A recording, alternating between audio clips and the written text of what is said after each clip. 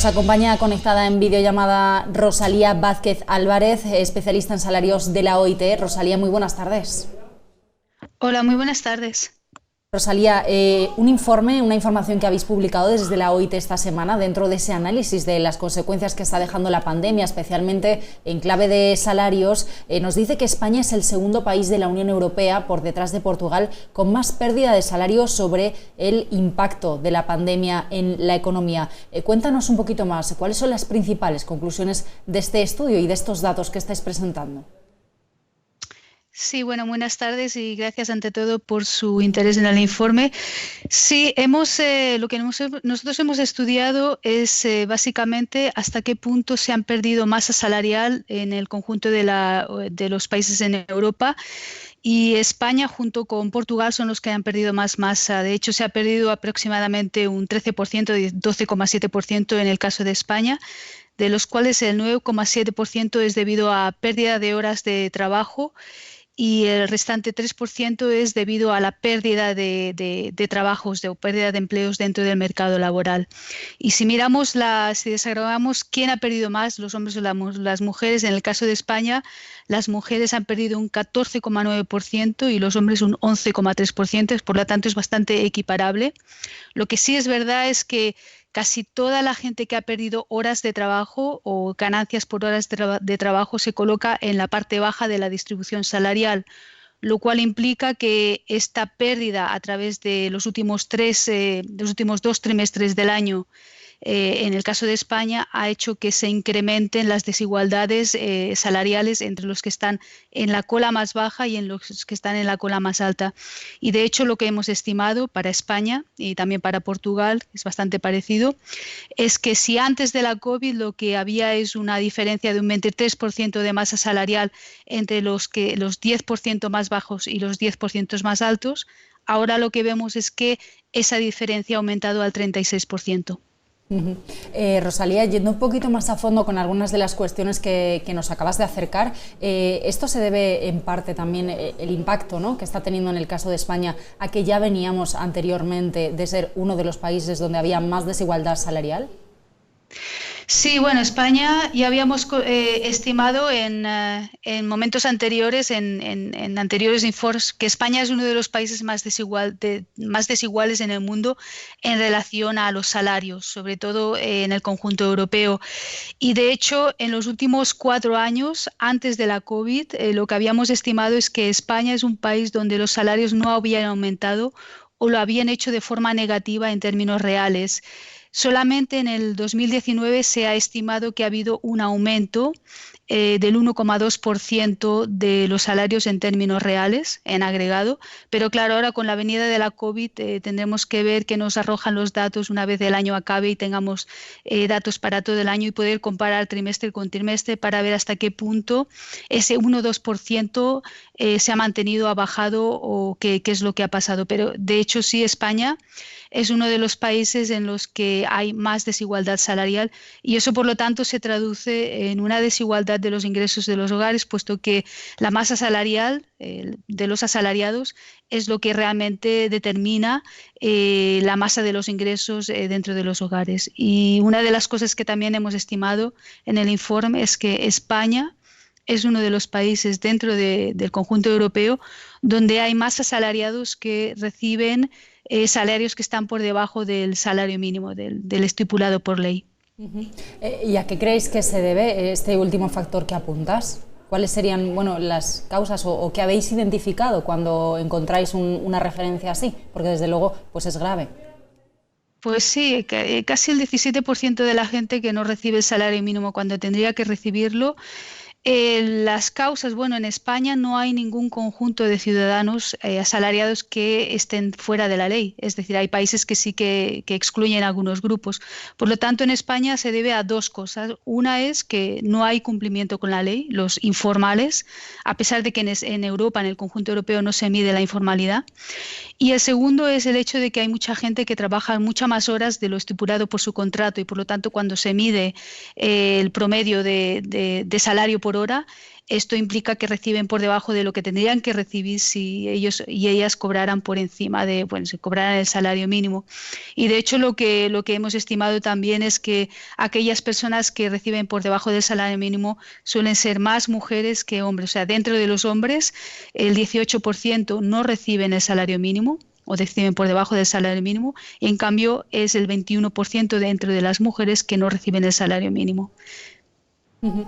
¿Qué opináis de medidas como el ingreso mínimo vital, que ha sido uno de los temas de debate este año, ha sido una de las medidas que se ha utilizado, que se ha querido utilizar como herramienta para mitigar los impactos de la actual crisis? Sí que desde España al menos se reconoce desde el propio Ministerio de Seguridad Social que no se está llegando a tanta gente como se quería llegar, al menos de inicio, los objetivos eran ambiciosos, pero ¿creéis que este tipo de medidas, que estos ingresos mínimos vitales pueden servir para ayudar a mitigar al menos bueno, pues el contexto que nos estás trasladando? Bueno, en la OIT no tenemos un convenio sobre el salario mínimo vital. Para las familias tenemos convenios que se refieren al salario mínimo. Por supuesto, cualquier tipo de medida tipo fiscal que se pueda aprobar y que ayude a disminuir las desigualdades va a tener una repercusión positiva dentro de lo que es el conjunto de la economía a nivel macroeconómico. Lo que nosotros argumentamos es que cualquier medida que se llegue a través del diálogo social y que tenga un impacto para la mejora de los salarios y de la distribución salarial, esto va a tener un impacto positivo en lo que es la población. Tenemos que pensar que aquellas gentes que están recibiendo tanto el salario mínimo como un salario vital son gentes que tienen una propensidad de gasto muy alta. Son hogares que realmente todo aquello que entra sale, y todo esto tiene una repercusión en la demanda agregada que luego repercute en la productividad del país. Por lo tanto, son medidas que son bienvenidas siempre y cuando estén aplicadas en un conjunto de diálogo social, de acuerdo, y sobre todo que estén bien aplicadas, que tengan un cumplimiento lo más amplio posible, que acojan al mayor número de grupo de gente posible dentro del mercado laboral, y que sean medidas que se regulen de tanto en tanto y que no por supuesto no pierdan valor a través del incremento del coste de vida, ¿no? Siempre y cuando una medida como el salario mínimo esté bien aplicada, nosotros creemos que tiene un impacto muy positivo en lo que es la disminución de las desigualdades, pero también de la pobreza, porque en el informe una de las cosas que también hemos destacado es que si este 16% de trabajadores que están por debajo del salario mínimo recibieran lo que les pertenece por ley, de hecho la pobreza en España, lo que es la pobreza relativa, es decir, el número de familias que están por debajo del 60% per cápita de ingresos de la media del país, disminuiría en un 11%, y esto tendría una repercusión directa en el 22% de la población. Por lo tanto, lo que queremos decir es que son medidas que no solamente se tienen que ver como medidas que afectan a los asalariados, sino que tienen una repercusión directa en los hogares, en la pobreza y en la desigualdad. Uh-huh. ¿Y qué me dices de algunos colectivos más concretos? Porque hablábamos antes de mujeres y sueldos bajos como, bueno, pues los más perjudicados, ¿verdad? Que hablamos, si mencionamos, por ejemplo, a trabajadoras del hogar, a colectivos que dentro de esos propios grupos, ¿no?, esos subgrupos que están todavía, bueno, pues en condiciones quizá un poquito más precarias cuando hablamos de salario. Sí, nosotros pensamos que la gran mayoría de gente que hoy por hoy está en la informalidad en España, tal y como bien ha dicho usted, son trabajadoras domésticas. Sobre todo también tenemos que pensar en los jóvenes. Los jóvenes han recibido el impacto de la crisis porque, a pesar de que son solo aproximadamente un 10% de la población activa trabajando y remunerada, es aproximadamente el 15% que está por debajo del salario mínimo, está sobre representado en este colectivo que recibe por debajo del salario mínimo. Pero las mujeres, las trabajadoras domésticas, ciertos sectores que también están muy afectados por la crisis, como pueden ser la hostelería, la restauración, son también en el marco de los negocios que están muy vinculados en la compra. Estos son los sectores que realmente han estado peor impactados por la crisis, pero los que también antes de la crisis estaban más impactados por no recibir el salario mínimo según la ley. Quería pedirte una última cuestión. Hemos hablado un poco de España. ¿Cuál sería la comparativa del resto de países? Porque también habéis hablado en este informe que mencionábamos al principio de Portugal como principal país impactado, después España, pero no sé si nos puedes dar también un poquito de apunte, bueno, pues de qué está sucediendo en estos términos en el resto de economías de la región.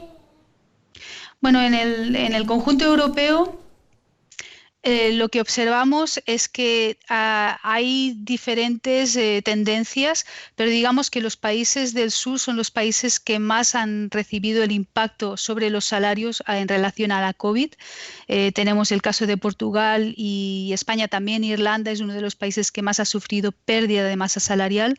Luego, en el caso del resto del mundo, lo que veníamos observando hasta ahora es que hay regiones donde el incremento real de los salarios ha seguido una tendencia a la alza, como pueden ser los países de Asia, como pueden ser algunos países en Latinoamérica.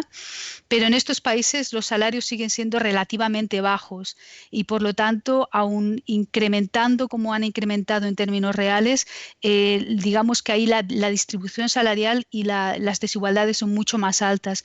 En países de altos ingresos, que es el conjunto europeo, Estados Unidos, Australia, seguimos viendo que la tendencia de los salarios es no aumentan lo suficiente como para justificar el aumento de lo que es la productividad. Es decir, el aumento de los salarios sigue, pero muy por debajo de la productividad, y por lo tanto lo que estamos viendo es que la diferencia entre lo que es el total del Producto Interno Bruto que va a la masa de asalariados en relación al total que va al otro lado del Producto Bruto, sigue teniendo una brecha. Es decir, nos gustaría ver que la brecha que se abrió en los años 90 entre productividad y salarios se cierra, pero esta brecha sigue aumentando y tememos que ahora con la COVID esta brecha haya incrementado aún más. Rosalía, muchísimas gracias por acercarnos a este análisis, desde luego temas a tener en cuenta de cara, bueno, pues a esa recuperación, ¿no?, que todos esperamos para los próximos trimestres. Importante seguir vigilando lo que sucede con los salarios. Muchísimas gracias, buenas tardes y feliz fin de semana. Gracias a ustedes.